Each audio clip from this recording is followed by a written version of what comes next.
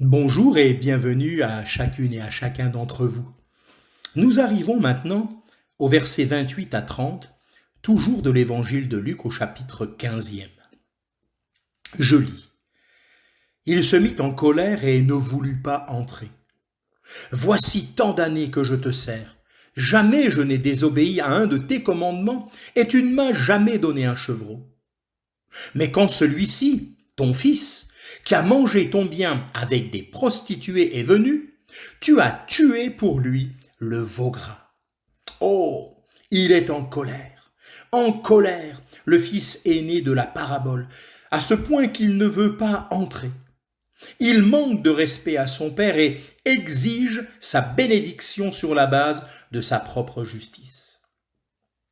Son attitude et son caractère incarnent parfaitement les pharisiens en particulier, et tous ceux qui, par la religion qu'ils pratiquent, prétendent arriver à plaire à Dieu par leurs propres efforts.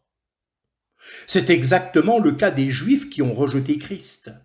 En Romains 10, verset 3, il nous est parlé d'eux comme ignorant la justice de Dieu et cherchant à établir leur propre justice.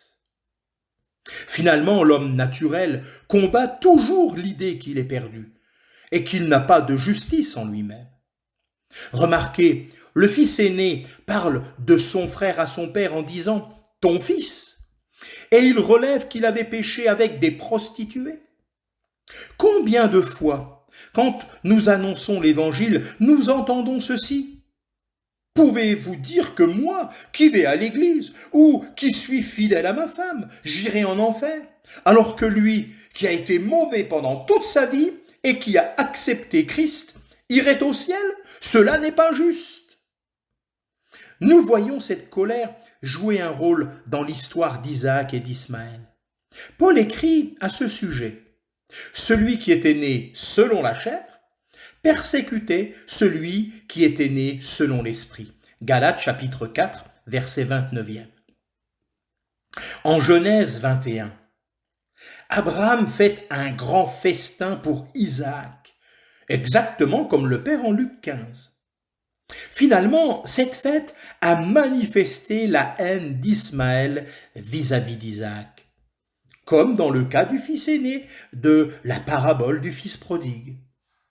Dans l'épître aux Galates, Paul utilise cet épisode pour nous apprendre que le légalisme sera toujours incompatible avec la grâce.